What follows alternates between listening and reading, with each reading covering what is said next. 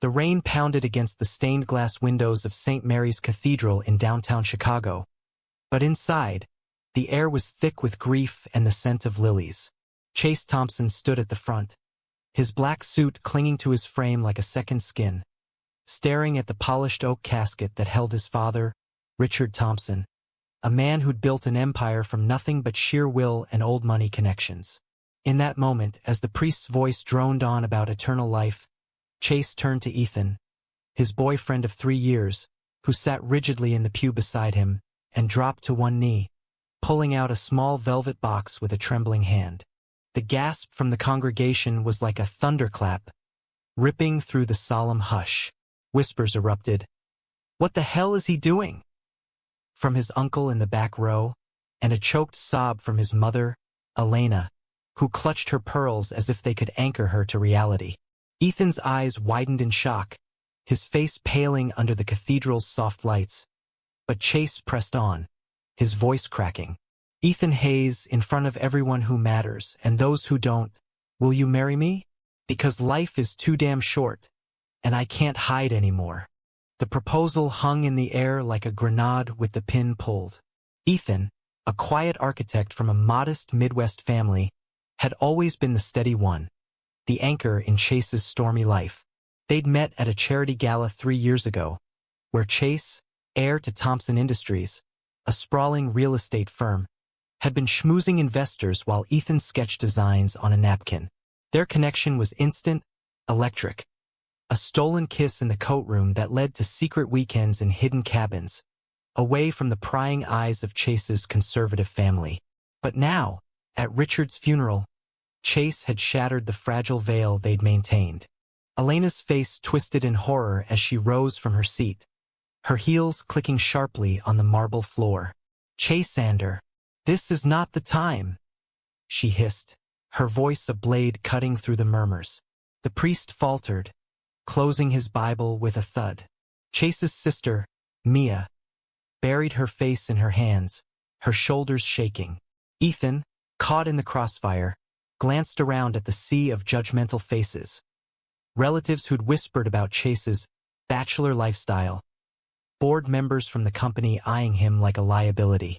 But Chase didn't budge. "Dad's gone, Mom, and he spent his whole life telling me to be strong, to fight for what I want. This is what I want." His words were defiant, but inside, doubt gnawed at him. Richard had been a titan, strict, traditional, the kind of man who donated to anti-gay marriage campaigns while preaching family values. Chase had come out to him a year ago, in a heated argument that ended with Richard's silence, a wall that never crumbled. Proposing here felt like a rebellion, a way to honor his father's memory by rejecting the hypocrisy. Or was it just grief-fueled recklessness? Ethan hesitated, his hand hovering over the ring. The congregation held its breath. Finally, he nodded, whispering, "Yes," so softly only Chase heard. They embraced amid scattered applause from a few progressive cousins and outright glares from the rest. As the service resumed awkwardly, Chase felt a rush of triumph mixed with terror. What had he done? The reception at the Thompson family estate in the suburbs was a powder keg. Guests milled about the grand ballroom, sipping champagne under crystal chandeliers, but the air crackled with tension. Elena cornered Chase in the study, her eyes red-rimmed. "Your father isn't even in the ground, and you pull this stunt? Do you know what this means for the family? For the company?" Thompson Industries was on the brink of a major merger, and scandals like this could tank it. Chase leaned against his father's desk, the weight of the room pressing on him. "Mom, I loved Dad, but he never accepted me. This is my life now." Elena shook her head, tears spilling. "He did accept you in his way, but this, proposing to that boy at the funeral, is disrespectful. And what about the will? The lawyer's reading it tomorrow. Everything could change." Ethan, overhearing from the doorway, slipped in quietly. He'd always been the peacemaker, but now his own doubts surfaced. Growing up in a small Ohio town, he'd faced his share of bullying for being gay, but he'd built a life of quiet acceptance. Chase's world was different: wealth, power, and expectations that crushed like a vice. "Chase, maybe we should have waited," he murmured later, as they escaped to the garden under the stars. But Chase pulled him close. "No. Dad's death showed me we can't wait. Life ends in an instant." They kissed, the proposal ring glinting on Ethan's finger, but the night felt ominous. Unbeknownst to them, Richards held a clause that would upend everything. A secret trust fund tied to traditional family values, contingent on Chase marrying a woman and producing an heir. The old man had known, and he'd planned his final move. As dawn broke, Chase lay awake, Ethan's head on his chest. The high from the proposal faded, replaced by a gnawing fear. Had he just destroyed his family for love? Or was this the start of true freedom? The lawyer's office in the heart of Chicago's Loop District was a sterile contrast to the emotional chaos of the funeral. Mahogany panels lined the walls, and the air smelled of leather-bound books and fresh coffee. Chase sat between Elena and Mia, Ethan by his side, his hand discreetly squeezing Chase's under the table. The family attorney, Mr. Harlan, a grizzled man in his 60s who'd served the Thompsons for decades, cleared his throat and began reading the will. "To my beloved wife, Elena, I leave the estate and a yearly stipend of $5 million, Harlan intoned. Elena nodded stoically. "To my daughter, Mia, the vacation home in Aspen and shares in the company worth $10 million. Mia fidgeted, her eyes darting to Chase. Then came the bombshell.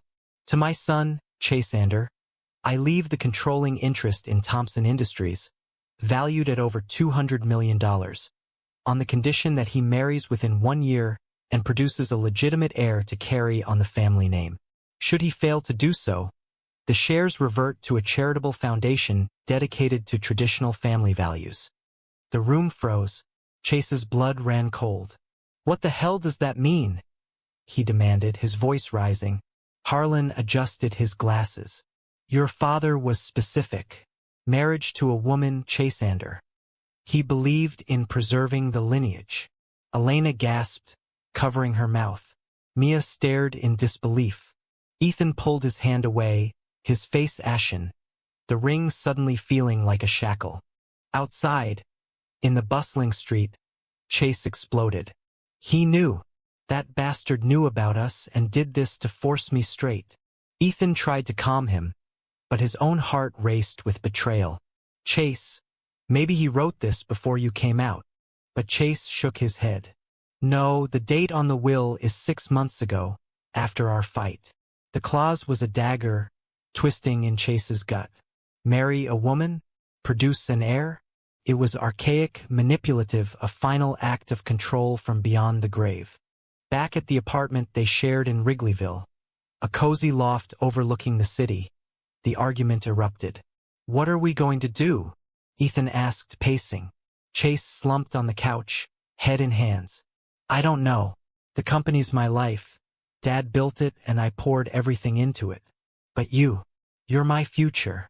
Ethan stopped, his eyes filling with tears. "Am I? Or is this just another rebellion?" Proposing at the funeral, was that for us or to spite him? The words stung. Chase had always been the impulsive one, driven by emotions that boiled over. Ethan, with his steady job at an architecture firm, had urged caution, but Chase's world demanded bold strokes. Now the will forced a choice: love or legacy. That night, they lay in bed, backs turned, the silence deafening. Chase's mind raced through memories. Richard's stern lectures on duty, the way he'd dismissed Chase's art school dreams for business school, the subtle digs at soft men. The next day, pressure mounted. Board members called, hinting at instability if Chase didn't stabilize the family image. Elena visited, pleading.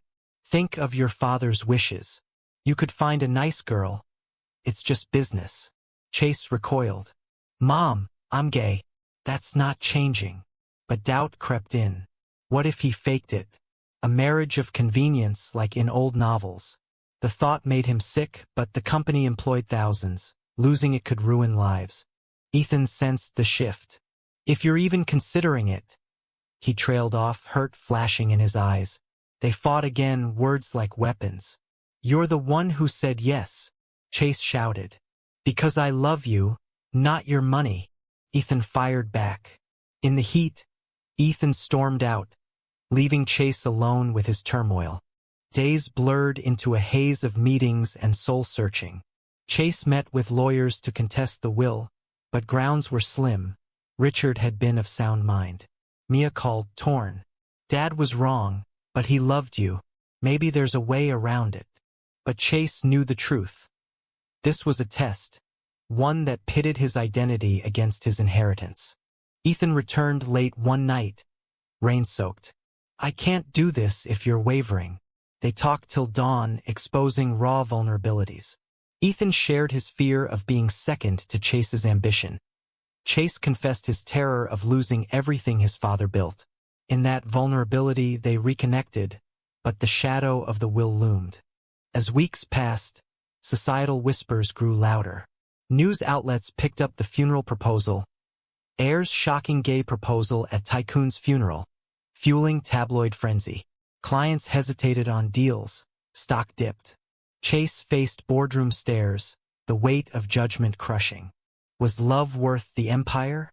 The merger meeting in the glass-walled conference room of Thompson Industries headquarters was a battlefield. Investors from a rival firm eyed Chase warily, their suits crisp, expressions skeptical. "Mr. Thompson, with recent personal developments, we're concerned about stability," the lead negotiator said, his tone laced with implication. Chase straightened, channeling his father's unyielding gaze. "My personal life is irrelevant. The numbers speak for themselves." But inside he seethed. The will's clause had leaked, likely from a disgruntled relative, and now it was ammunition. After the meeting, his COO, a loyalist from Richard's era, pulled him aside. "Chase, the board's talking succession. If you don't comply." The threat hung unspoken. Chase nodded curtly, but panic clawed at him. Comply? Betray Ethan himself? At home, Ethan had thrown himself into work, sketching designs for a community center in a marginalized neighborhood. It was his way of coping, building something tangible amid chaos. "We need to decide," he said one evening over takeout. Chase hesitated. "What if I challenge it publicly? Come out fully, rally support?" Ethan sighed. "And risk everything? Your family's reputation, the jobs." The internal conflict raged. Chase dreamed of his father, stern and disapproving, echoing childhood memories of "be a man, son." Waking sweat-drenched, he'd watch Ethan sleep, wondering if love could survive this. Society's pressures amplified. Anonymous hate mail arrived, calling him a disgrace. Friends distanced themselves. Even progressive ones whispered about timing. Then came the betrayal. Mia, under Elena's influence, met secretly with board members, positioning herself as a stable alternative. Chase discovered it through a leaked email, the words burning, "Chase's choices jeopardize our legacy." Confronting her at the family home, tears flowed. "I'm protecting us," Mia cried. "Dad wanted an heir. Maybe I can help." Chase felt the stab of sibling rivalry, deepened by grief. "You'd steal from me?" The fallout fractured the family. Elena mediated, but her bias showed. "Mia means well. Think of the bigger picture." Chase stormed out, driving aimlessly through Chicago's night streets, rain blurring the windshield like his thoughts. Was this the price of authenticity? Ethan stood by him, but cracks appeared. At a support group for LGBTQ professionals, Ethan confided in strangers about the strain. "He's torn, and it's tearing us apart." One member suggested therapy, another walking away. Ethan dismissed it, but seeds of doubt planted. High tension built at a gala fundraiser. Chase, arm in arm with Ethan, faced stares and snubs. A prominent donor cornered him. "Your father would be ashamed." Chase snapped. "My father is dead. This is my life." The outburst made headlines, stock plummeting further. In the aftermath, Chase proposed a radical plan. Renounce the inheritance, start anew. We can build our own empire, he told Ethan. But Ethan wavered. Is that what you want, or a cop-out? The moral dilemma peaked. Sacrifice love for duty, or duty for love? Chase's choices felt like minefields, each step risking explosion. A turning point came when Chase uncovered old letters in Richard's study. One, from Richard to a long-lost love. A man from his youth. Shock rippled through him. His father had been gay. Repressed, perhaps explaining the hypocrisy. The discovery humanized Richard, but deepened the pain. Why impose this on his son? Sharing with Ethan, they wept together. He was trapped, like I'm trying not to be, Chase said. It sparked resolve, but also questions. Forgive the dead, or rage against the machine? As months ticked toward the deadline, alliances shifted. Mia apologized, revealing Elena's manipulation. United tentatively, the siblings plotted to amend the company bylaws, bypassing the will's personal clauses. But legal hurdles loomed, and Ethan's patience thinned. In a heated moment, Ethan issued an ultimatum. Choose us, fully, or let me go. Chase's heart broke, the weight of decisions crushing. The story's tension coiled tighter, each character paying dearly. Lost trust, fractured bonds, societal scorn. The courtroom in the Dirksen Federal Building was a cauldron of anticipation. Chase, suited and resolute, sat with his legal team as they contested the will on grounds of discrimination. Ethan waited outside, unable to bear the scrutiny. This clause violates modern laws, his lawyer argued, citing equal marriage rights. The opposition, representing the charitable foundation, countered, it's a private will, not public policy. Spectators filled the benches, media, activists, family foes. Elena testified tearfully, Richard meant well, but times change. Her words surprised Chase, a crack in her armor. Mia followed, supporting him. My brother deserves equality. The judge, a stern woman, reserved judgment, but hope flickered. Outside, protesters clashed, pro-LGBTQ signs versus traditional values banners. Chase and Ethan navigated the chaos, hands linked defiantly. This fight's bigger than us, Chase said. But exhaustion showed. Nights were sleepless, arguments frequent. Ethan questioned, is winning worth the toll? Backlash intensified. Thompson Industries faced boycotts from conservative clients, while progressive ones pledged support. Chase's decisions rippled. Layoffs loomed if the merger failed. Guilt ate at him. Was his love selfish, endangering livelihoods? A moral quandary arose when a female friend, Sarah, offered a sham marriage. For the heir clause, IVF no strings. Chase considered it briefly, the temptation of having it all. But confessing to Ethan sparked fury. You'd fake a family? Betray who we are. Ethan packed a bag, staying with friends. The separation was agony, forcing Chase to confront his ethics. Right or wrong blurred. Survival versus integrity. Reconciliation came in a park under blooming cherry trees. I was wrong, Chase admitted. No compromises. Ethan returned, but scars lingered. They attended couples therapy, unpacking layers, Chase's daddy issues, Ethan's abandonment fears from his own coming-out rejection. Society's mirror reflected harshly. At a dinner party, a colleague quipped, drama follows you Thompsons. Chase laughed it off, but inside, resentment brewed. The funeral proposal, once empowering, now seemed impulsive, amplifying pain. Discovery of Richard's past deepened. A journal revealed his affair with a college roommate, ended by societal pressure. I chose duty over heart, Richard wrote. Chase wept, seeing parallels. Forgiveness budded, but anger persisted. Why perpetuate the cycle? As the trial dragged, a whistleblower emerged. A former aide claiming Richard amended the will in anger after Chase's coming out. Evidence mounted, tilting scales. But victory felt hollow, relationships strained. Ethan faced his own crossroads. A job offer in New York tempted him. Escape the Midwest maelstrom. Stay or go, he pondered, the choice a mirror to Chase's. Loyalty versus self-preservation. In a climactic confrontation, Chase faced Elena alone. Why defend him? He asked. She confessed. I knew about his past. He was broken, projecting on you. The revelation bridged gaps, but trust rebuilt slowly. The judge ruled in Chase's favor. The clause struck down as unenforceable. Cheers erupted, but Chase felt numb. The win cost dearly. Alienated allies, emotional wreckage. Ethan embraced him outside, whispering, "We made it," but doubts whispered, "At what price?" Post-trial, normalcy eluded. Media hounded them. The company stabilized, but scars remained. Chase questioned his proposal's timing. Grief's impulse or true courage? The story's web of conflicts tightened, each thread a paid debt in pain and growth. With the will contested successfully, Chase assumed control of Thompson Industries, but the victory was Pyrrhic.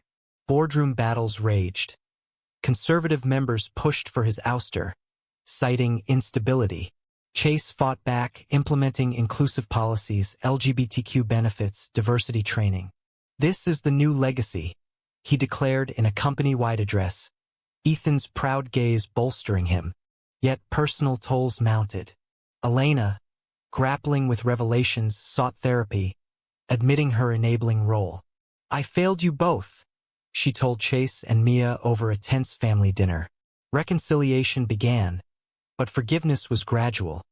Each step a negotiation of past hurts. Ethan's New York offer loomed. It's a dream job, leading sustainable designs. Chase panicked. What about us?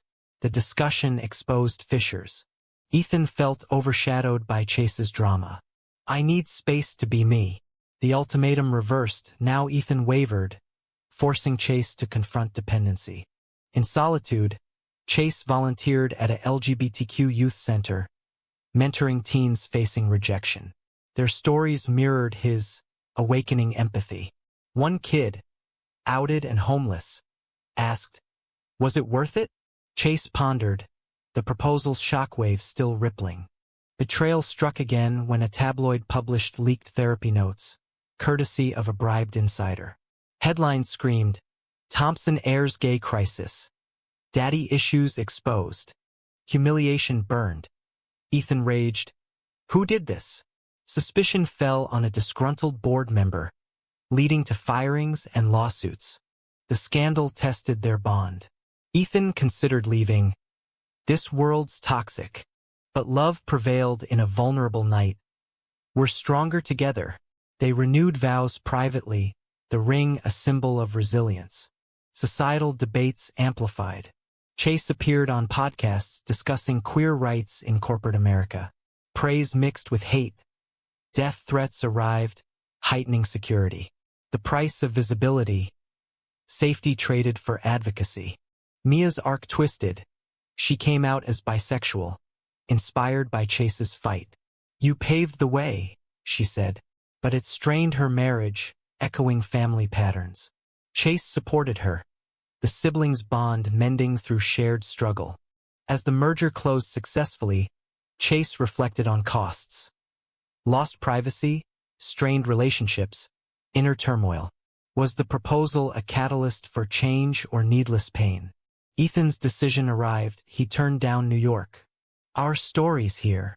Relief washed over Chase, but growth demanded ongoing work. High drama peaked at a company gala. A heckler shouted slurs. Chase responded calmly. Hate loses when love stands. Applause thundered, a turning point in acceptance. Yet awakening came slowly. Chase journaled, processing Richard's legacy. Not villain, but victim of era. I break the chain, he wrote. The narrative's tensions resolved incrementally, each character transformed by choice's repercussions. Stability settled uneasily over the Thompson empire. Chase steered the company toward ethical investments, affordable housing for LGBTQ communities, green initiatives aligning with Ethan's passions. Their wedding planning began quietly, a small ceremony in the estate gardens, symbolizing reclaimed ground. Invites went out, but absences spoke volumes. Distant relatives boycotted, citing moral differences.